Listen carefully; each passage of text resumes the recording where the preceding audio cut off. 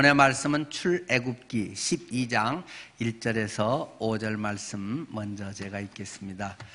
출애굽기 12장 1절에서 5절 말씀입니다.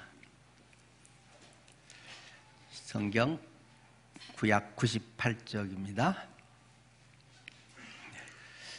6월절 제물에 관한 이야기를 하고 있습니다. 여호와께서 애굽 땅에서 모세와 아론에게 일러 말씀하시되 이달을 너희에게 달의 시작 곧 해의 첫 달이 되게 하고 너희는 이스라엘 온 회중에게 말하여 이르라. 이달 열흘에 너희 각자가 어린 양을 잡을지니 각 가족대로 그 식구를 위하여 어린 양을 취하되 그 어린 양에 대하여 식구가 너무 적으면 그 집의 이웃과 함께 사람 수를 따라서 하나를 잡고 각 사람이 먹을 수 있는 분량에 따라서 너희 어린 양을 계산할 것이며 너희 어린 양은 흠 없고 1년 된 수컷으로 하되 양이나 염소 중에서 취하고 까지 읽겠습니다. 여러분은 이런 내용들을 읽으실 때 어떤 생각이 드십니까?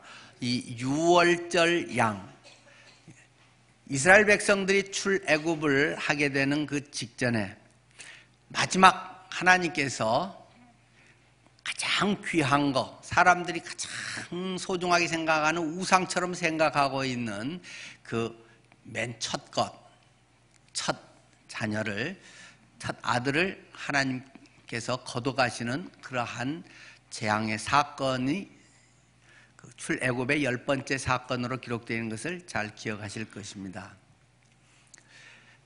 그때 이 재앙을 피하기 위해서는 양을 잡아서 양의 피를 문에 발라라. 그리하면 하나님의 사자가 그것을 보고 넘어가서 그 집 안에 있는 사람, 그 집의 첫 아들을 죽이지 않고 생명을 온전히 보존시켜 줄 것이다 말씀을 하셨습니다.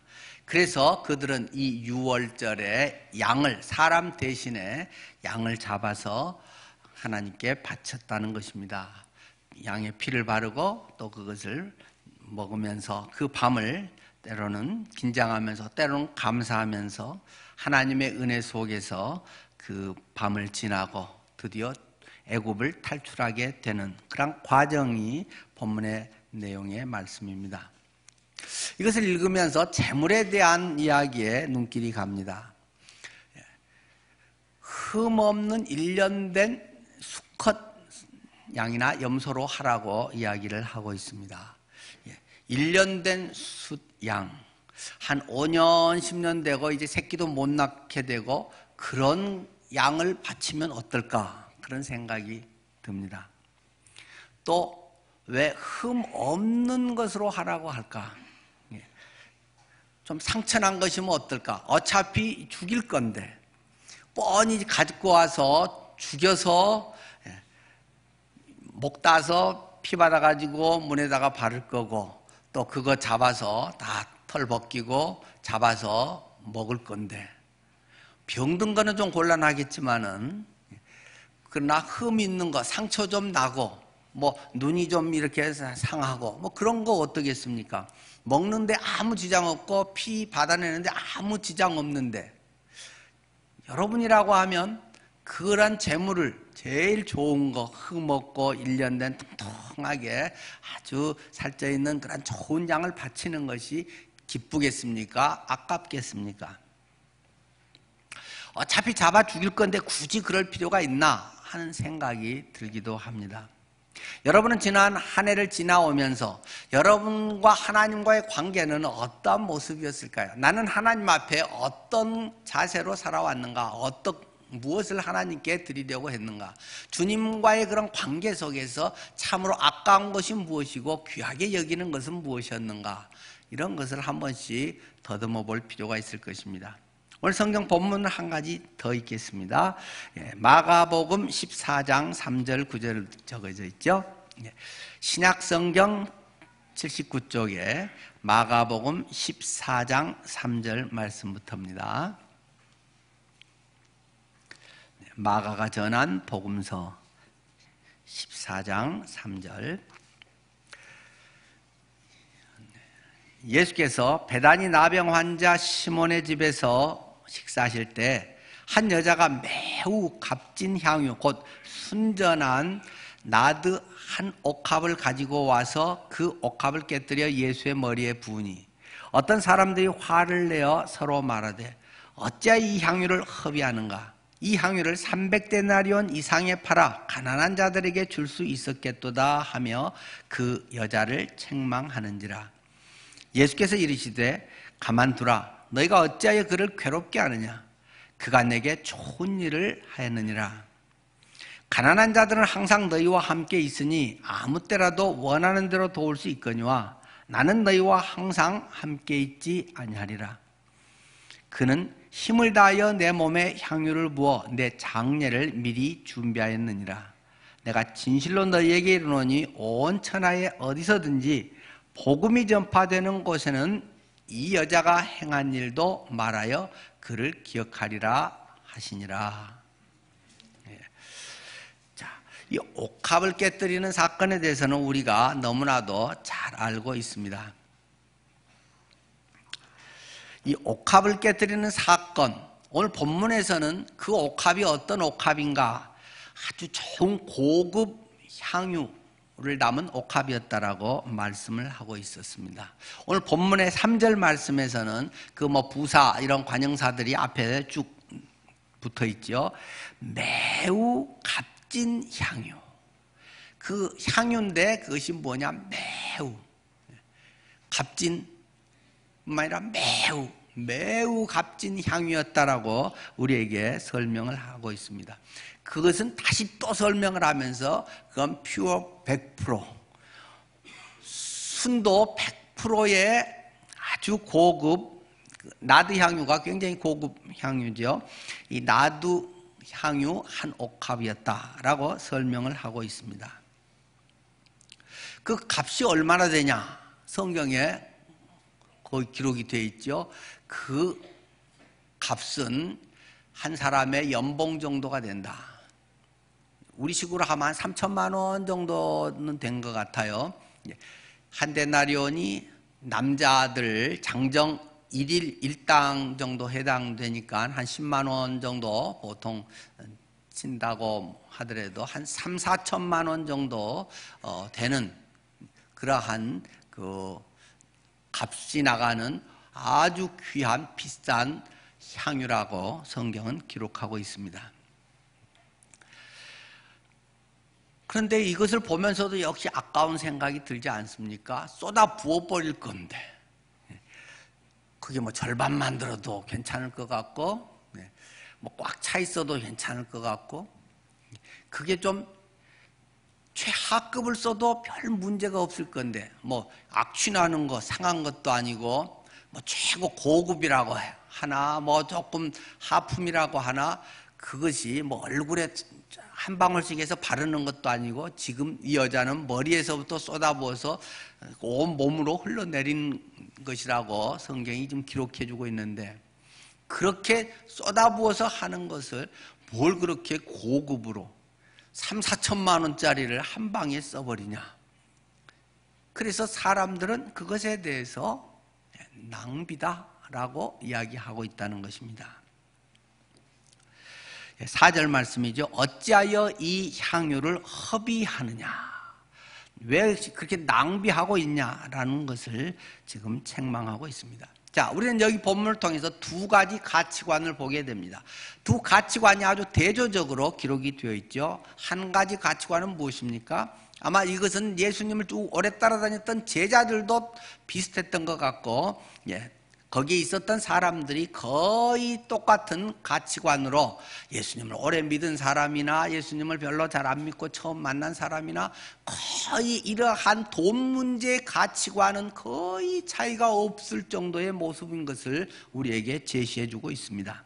그 세상 사람들의 가치관의 기준으로 그것을 볼 때는 이것은 허비다라고 말하고 있다는 것입니다.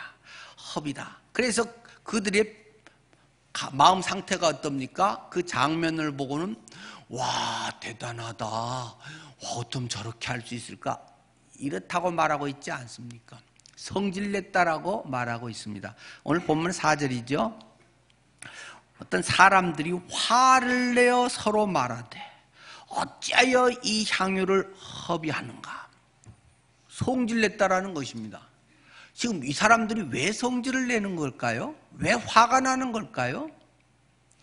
그 3천만 원짜리 향유 사는데 이 사람들이 한 100만 원 됐나요?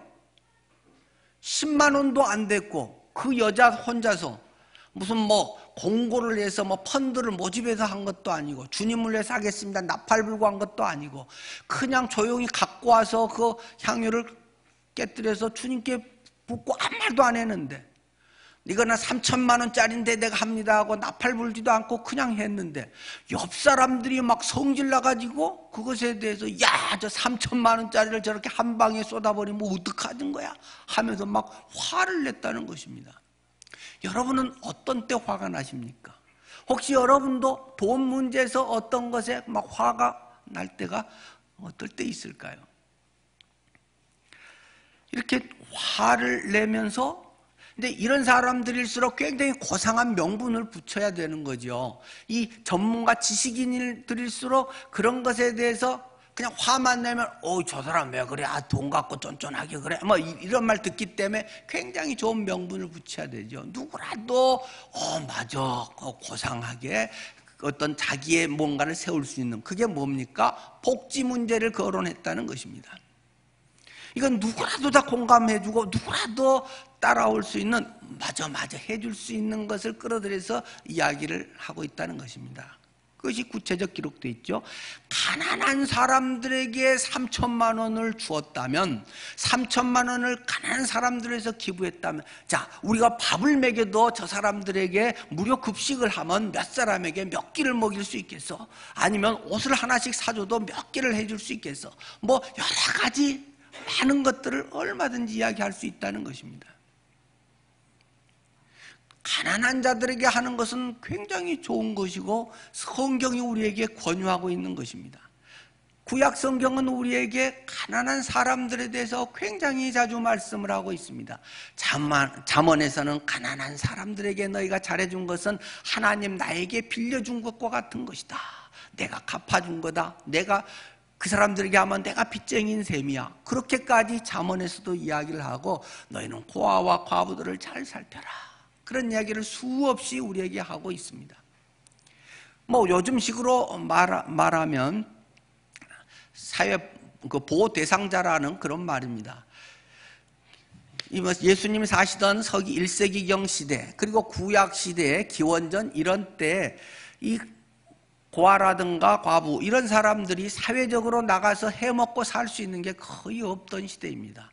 잘해야 룻기에서 보여주는 것처럼 추수하고 가면 뒤에 떨어진 이삭 그런 거 주어서 그런 걸로 입에 풀칠하고 사는 그런 것이 그 사람들이 할 수 있는 주로 일입니다.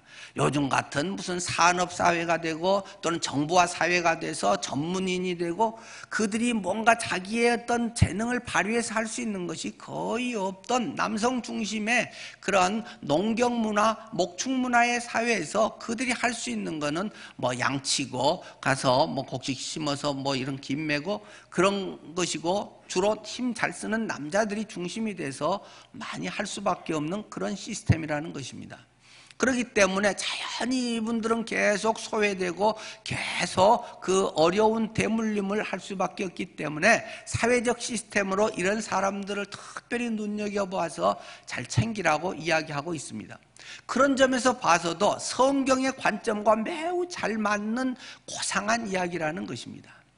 왜 3천만 원을 저렇게 한 방에 써가지고 없애버린단 말이야. 그걸로 다르게 해주면 얼마나 좋아. 저거 한다고 예수님 배가 불러? 뭐가 돼? 이렇게 그 사람들은 아주 합리적으로 이야기를 하고 있다는 것입니다.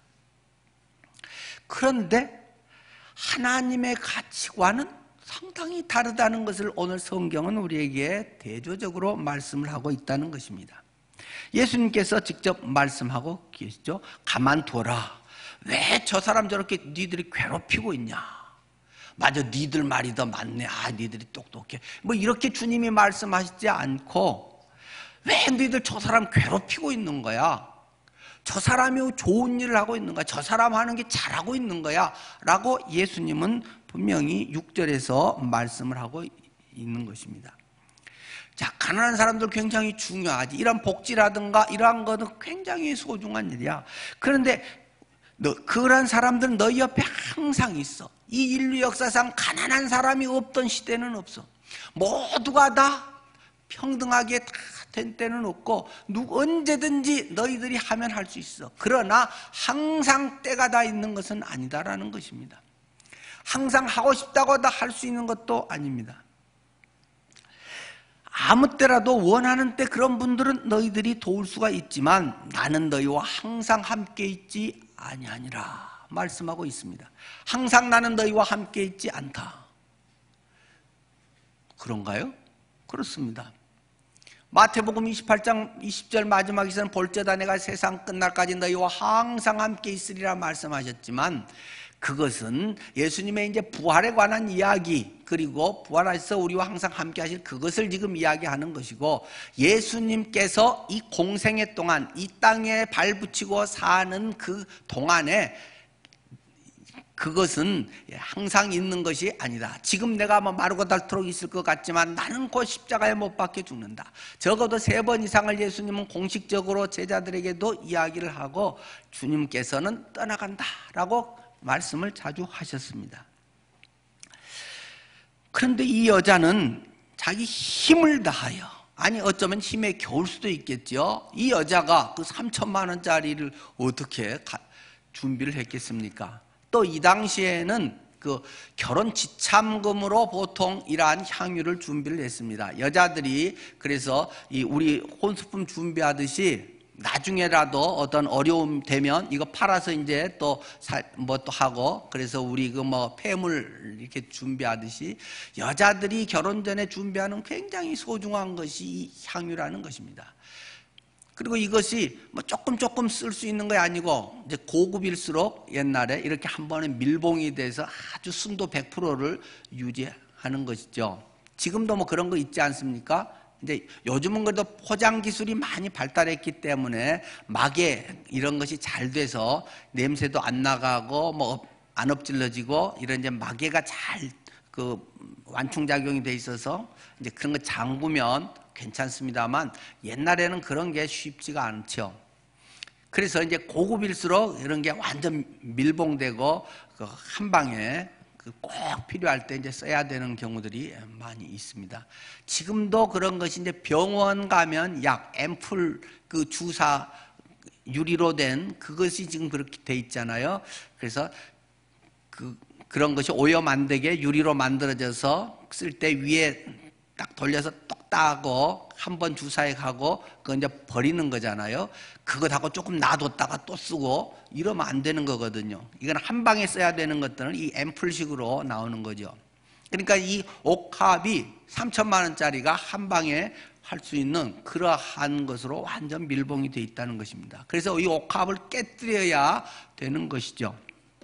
자, 주님은 이 다른 사람들은 그것이 그냥 단지 아유 비싼 걸 부었구나 이렇게 할지 모르지만 예수님은 그것에 대해서 굉장히 깊은 의미를 거기에 제시를 하고 있습니다. 8절이죠. 그는 힘을 다하여 내 몸에 향유를 부어 내 장례를 미리 준비하였느니라. 근데 사실 생각해보면 이 여자가 성경 지식이 많아가지고 아 예수님은 3일 만에 돌아가실 거야 그러면 장례를 지내는데 나는 이것을 주님의 장례를 지내는 거 뭐 보통 이제 모략을 이렇게 해서 이제 부패 냄새 덜 나게 하고 그러는 거죠. 그런데 이 나드 향유를 해서 주님의 장례에 그 시신 염하는 것에 그 의미를 가지고 해야지 뭐 그랬겠어요? 그 당시는 제자들도 뭐 그런 거 잘 믿지도 않던 때고 제대로 알지도 못한 때인데 뭐 그렇게까지 이 여자가 했을 일은 없습니다. 사실 그 여자는 꼭 그런 걸 알아서 한 거 아닐 겁니다. 그 여자는 자기가 할 수 있는 마음을, 자기의 주님에 대한 사랑의 표현을 내가 뭘로 할 수 있을까? 내가 할 수 있는 최고로 내 자신을 드리는 것처럼 할 수 있는 그것이 자기가 지금까지 소중하게 내가 결혼 준비로 했던 이 최고 마지막 남은 재산 목록 1호, 나의 최후의 보루에 이러한 가장 귀한 거, 그걸 나는 그냥 드려버리자 하는 이 단순한, 이 순수한 한 가지 마음에서 가져왔을 것입니다. 그것을 알고 했던 모르고 했던 그것과 상관없이 주님은 그것에 대해서 남들은 그게 이거 3천만 원짜리인데 라고 딱 돈으로 계산하지만 주님은 나의 장례를 예비하는 셈이 된 것이다, 이렇게 보았다는 것입니다. 여러분의 관점들이 혹시 뭐 어떤 것이 있을 때 돈으로 딱 계산된다면 회개할 부분이 많습니다. 하다못해 그런 것에 대한 지적도 생텍쥐베리의 소설 어린 왕자에서도 뭐 그런 얘기는 자주 나오지 않습니까? 어른들은 자꾸 숫자로 계산한다는 것입니다. 그게 이 머리 좋아지는 어른들의 그 속성이라고 하는 것입니다. 야, 그 집이 어떻게 생겼던, 와, 그 집 10억짜리래요. 와, 되게 좋은가 보다. 그 집의 담장에 장미꽃이 혹시 피고 있던, 그 집의 색깔에 어떤 파란 색깔로 그 집이 아름답게 꾸며져 있던, 이런 거는 별 관계가 없이 그거 어디 있대? 강남이래? 와, 그거 뭐 대리석으로 됐대? 와, 그거 10만, 뭐 100만 원, 뭐 평당 뭐 1000만 원. 숫자의 사람들은 어른이 될수록 자꾸 돈으로 계산하려고 하는 속성이 있고, 그것으로 하면 100만 원짜리, 니들 몇 평 살아? 우리 40평 사는데 몇 평 살아? 우리 17평 사는데 쟤하고 놀지 말자. 벌써 애들도 오염이 돼가지고 아파트 큰 평수 애들은 큰 평수대로 놀고, 작은 평수들은 끼워주지도 않고, 연봉이 많으면 그것이 굉장히 자기가 대단한 능력자인 것처럼 억대 연봉 하면 막 폼재고, 돈 적게 번 사람은 어디서 돈 얘기하지도 못하고, 이러한 것으로 완전히 가치관이 막 뒤바뀌어 버린, 정말로 무슨 소중한 일을 하는 것인지, 그것을 위해서 얼마나 애정을 가지고 하는 것인지, 그것이 하나님의 어떤 나라를 이루는 과정에 있는 것인지, 이건 아무 상관없이 사람들은 그저 돈 잘 벌고 뭐 이렇게 성공하는 것에 기준을 가지고 살아있기 때문에, 야, 저거 한번 행사 하나 하는데 3천만 원이나 들여? 하지마 하는 것이 그들의 기준이라는 것입니다. 그것이 정말 영혼을 살리는 일인가? 복음에 관계된 것인가? 예수님의 십자가와 부활과 연관된 것인가? 하나님의 나라가 그것을 통해서 성취되는 것인가? 이것은 별 관심이 없고, 단지 자리야, 나 하나 구원받았다, 나는 죽으면 천국은 안 간다, 자리야, 우리 식구는 다 구원받아야 되는데 우리 식구라도 구원받으면 할렐루야, 그냥 그 정도에만 머무르는 게 전부라는 것입니다. 하나님의 가치관은 그래서 이 예수님의 장례와는 대해서 어떻게 보면 너무 오바해서 해석하는 것 같은 그러한 그 모습까지 보여줍니다. 9절에는 이렇게 예수님이 이야기합니다. 내가 진실로 너희에게 이르노니 온 천하에 어디서든지 복음이 전파되는 곳에는 이 여자가 행한 일도 말하여 그를 기억하리라. 그냥 그 여자는 아무 말도 안 하고 향유만 부은 것 뿐인데, 예수님은 그것을 예수님의 장례식 그리고 복음까지 연결을 해서 주님은 해석을 하고 계시다는 것입니다. 주님의 해석력은 대단하십니다. 만약에 제가 그렇게 하면 에이 목사님 누구 그렇게 띄워주지 마세요. 뭐 그거 하나 했다고 뭐 좀 비싼 거 했다고 목사님 무슨 그게 뭐 복음하고 관계 있다고 그러세요. 복음과 관계 있는 것입니다. 이것은 복음과 관계되는 것을 사람들은 모릅니다.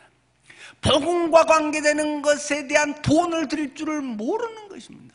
그것을 위해서 정말 가치 있는 것이 무엇이니 그것을 위해서 쏟지 않기 때문에 가난한 사람들에게 차라리 하지 하고 마치 자기가 사회복지사나 된 것처럼 뭐 이렇게 폼재고 있지만은 그 마음 속에는 그렇지 않다는 것입니다. 굉장히 재밌는 이 성경 구성을 여러분이 마가복음을 통해서도 확인할 수 있게 됩니다. 바로 지금 제가 읽었던 본문이 마가복음 14장 이 3절부터 9절 아니었습니까? 이 마가는 이것을 아주 그 편집, 기록하면서 이 순서를 굉장한 의미를 두고 한 것 같습니다. 주님께서 복음이 전파되는 곳에 이 여자가 행한 일도 말하여 그를 기억하리라 하시니라 하면서 뒤에 바로 이어지는 것이 무슨 이야기를 하고 있습니까? 영 생뚱맞은 이야기를 갑자기 이 마가복음에는 기록이 되어 있습니다. 무슨 얘기입니까? 12 중에 하나인 가룟 유다가 예수를 넘겨주려고 대제사장에게 가매 그들이 듣고 기뻐하여 돈을 주기로 약속하니 유다가 예수를 어떻게 넘겨줄까 하고 그 기회를 찾더라.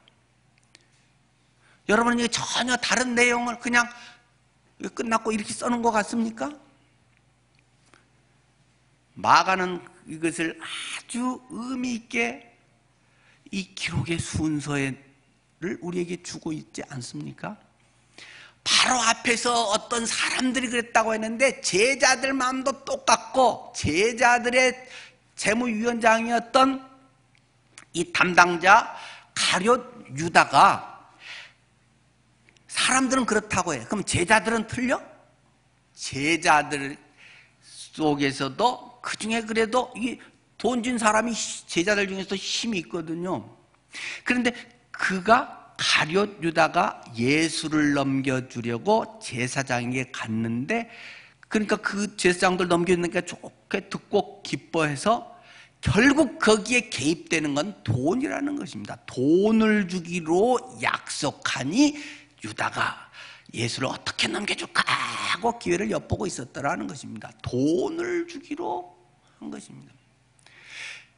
앞에 사람들은 그게 와 판단만 합니다.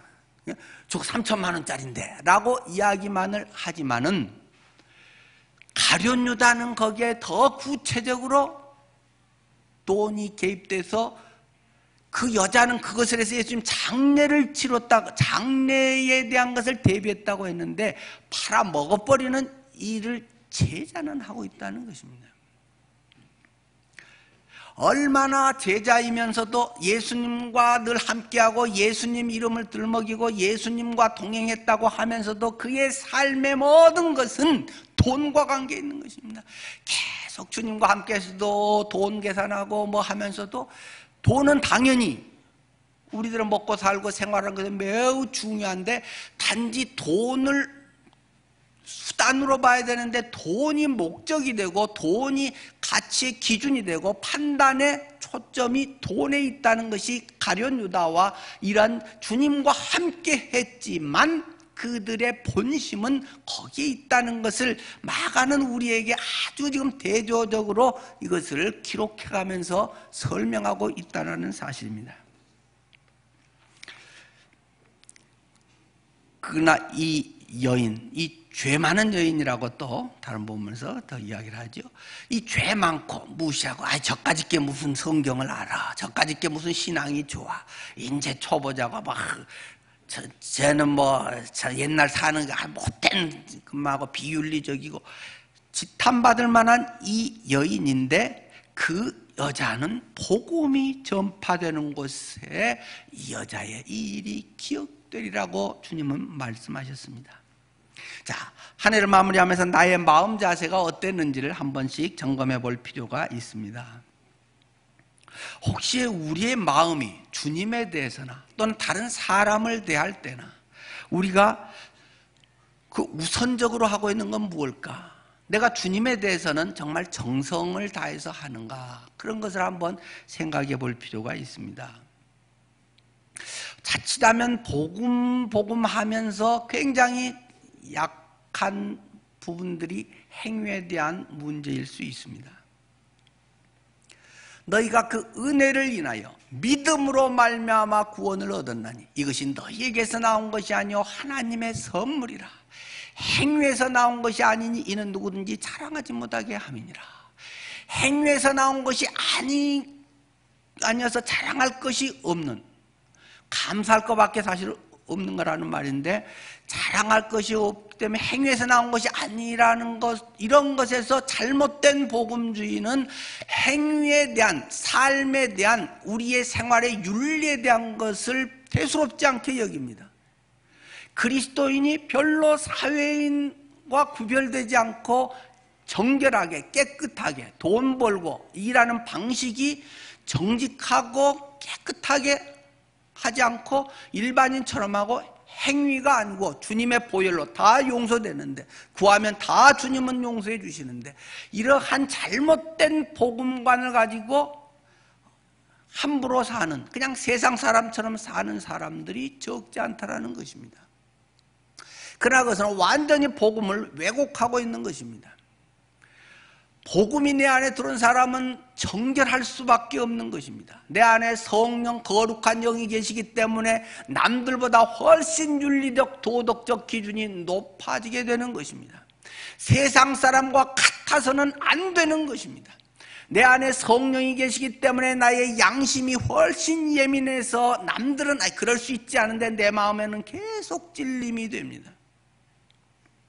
그것이 없으면 내 안에 정말 예수가 계신가를 점검해 봐야 할 필요가 있는 것입니다.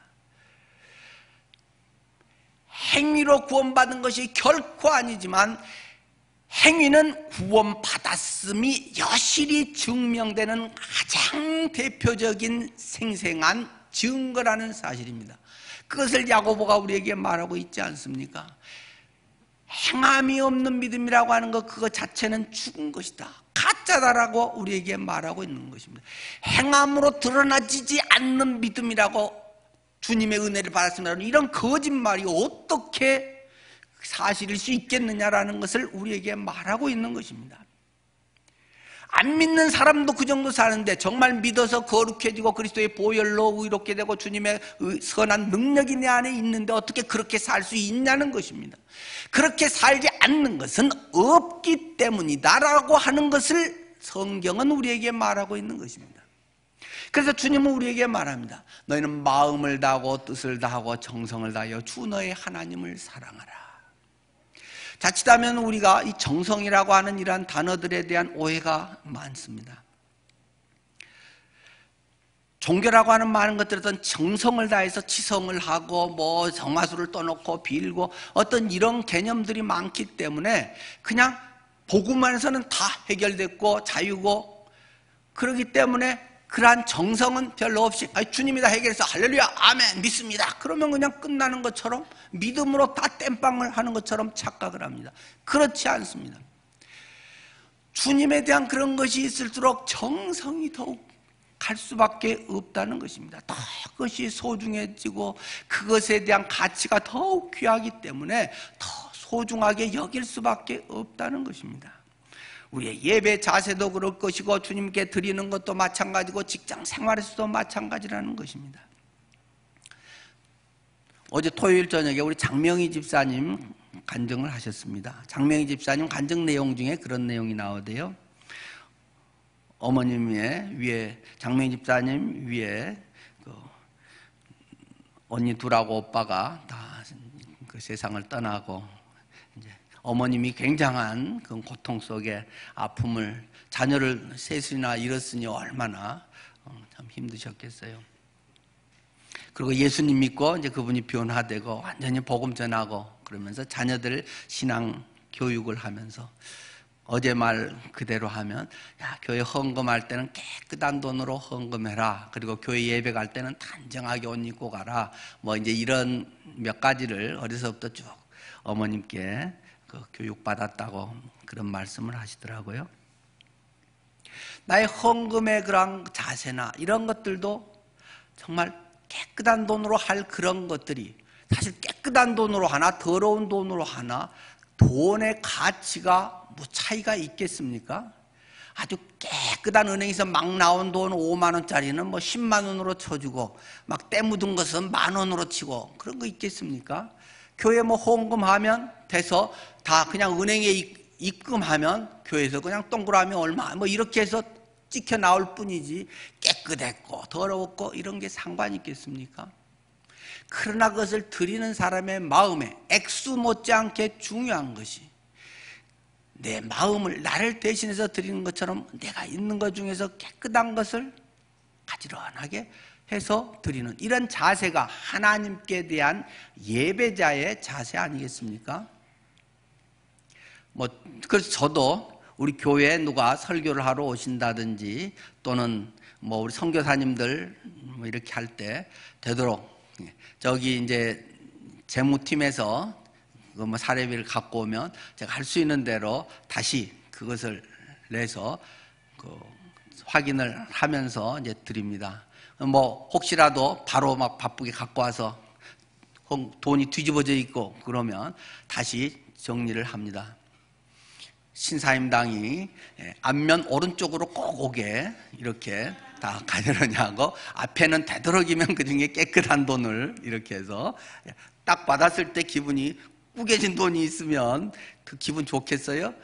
그 얼마냐 못지않게 중요한 것이 그래도 마음으로 이렇게 해서 정말 감사의 마음을 담아서 이렇게 말씀 전해주셔서 감사합니다. 이런 귀한 선교에 또 보고해 주셔서 감사합니다 하고 전하는 게 똑같은 금액이라 할지라도 마음 받는 사람의 자세가 틀리지 않겠어요?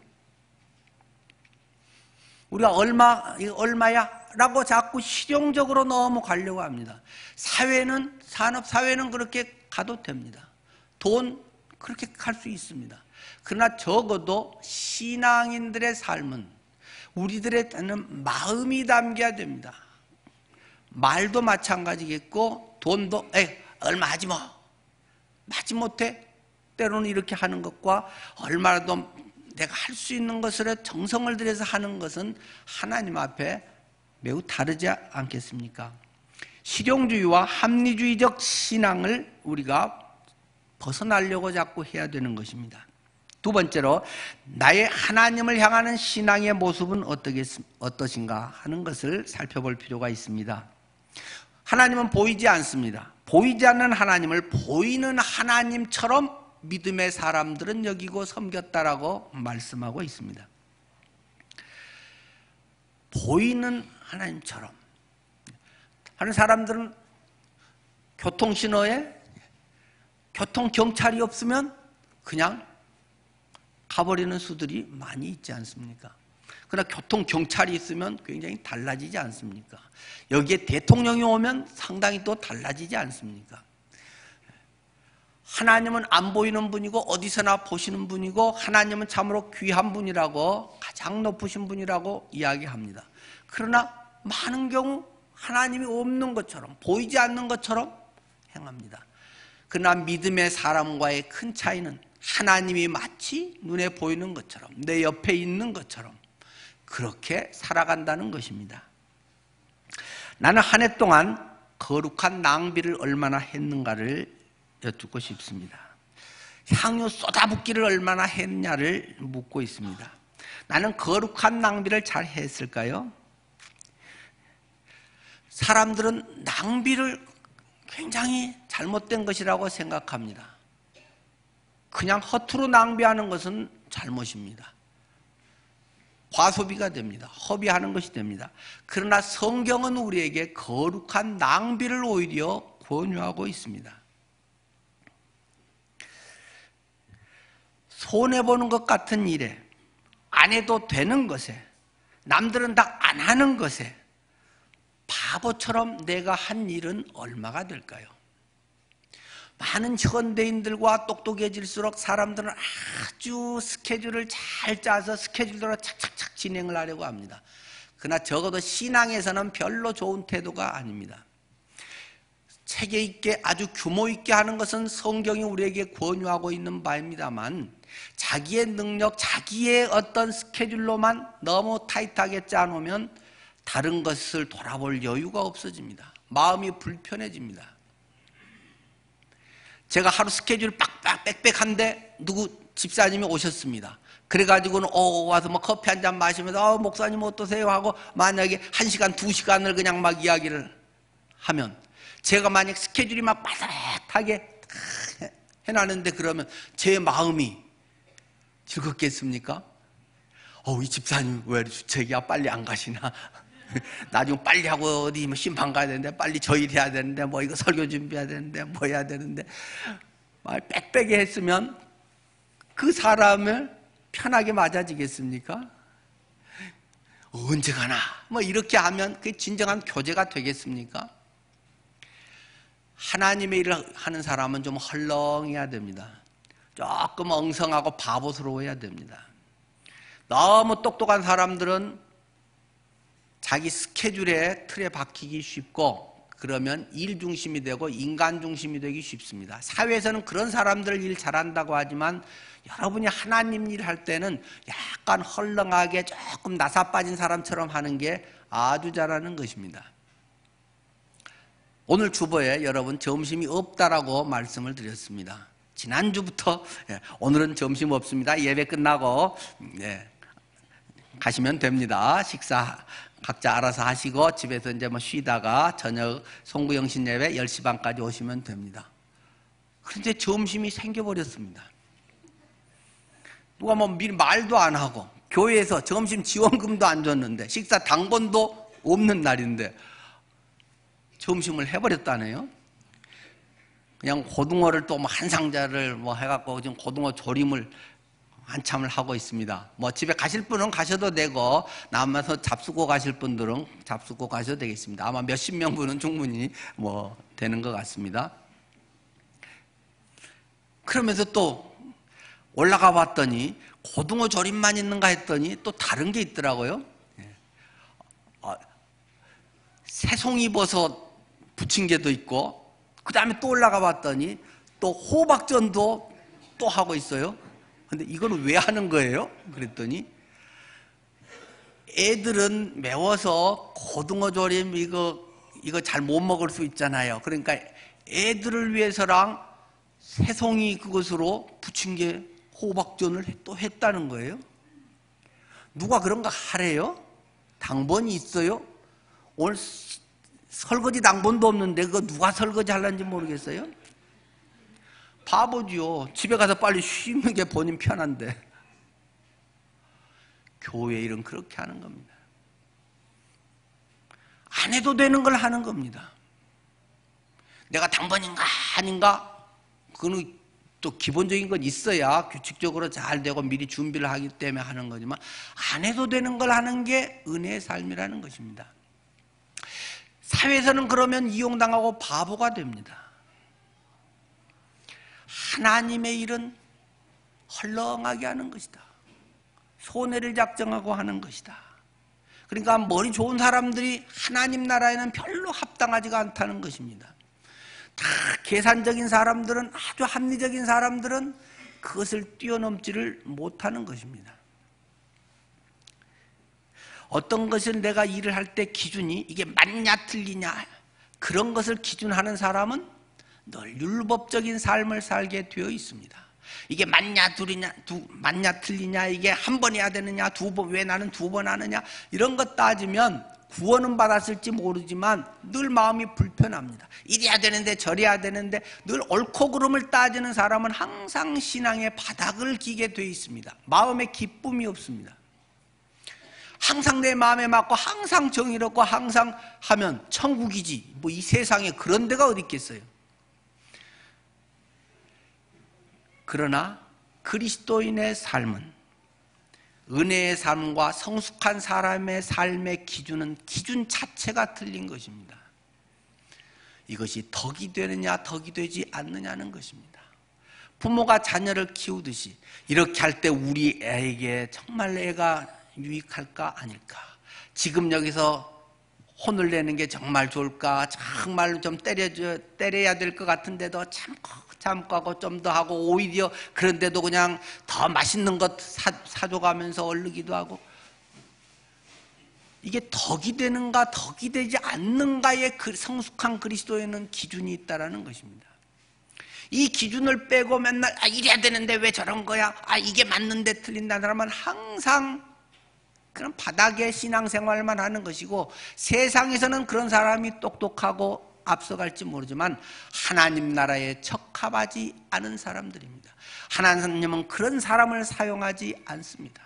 계산적으로 자기 싹 해가지고 빠져나가고 자기에게 유익할 때 하고 눈도장 찍는 데 하고 이런 얍삽한 사람들을 하나님은 사용하지 않습니다.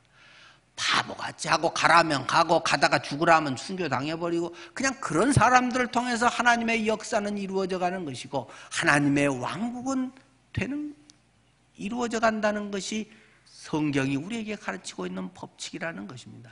새해에는 여러분들이 거룩한 낭비를 많이 할 수 있기를 바랍니다. 거룩한 허비의 여지를 많이 두기를 바랍니다. 좀 헐렁하게 손해보는 여러분이 되기를 바랍니다. 맞고 틀리고 자꾸 그런 거 따지지 마십시오. 너무 별로 그렇게 교회는 죄인들의 모임이지 의인들의 모임은 아닙니다. 죄인들, 불쌍한 사람들이 모여서 은혜로 그냥 다 죄 용서받고, 아이고 네 같은 놈도 구원받았네, 나 같은 것도 구원했어, 참 이걸 어떻게, 그런 사람들이 서로 모여서 불쌍히 여기며 사는 데가 교회라고 하는 데입니다. 여러분들의 삶이 그런 마음으로 새해를 맞이하고 주님의 보혈, 부활의 역사가 여러분의 삶 속에서 흘러나기를 축원합니다. 기도하겠습니다.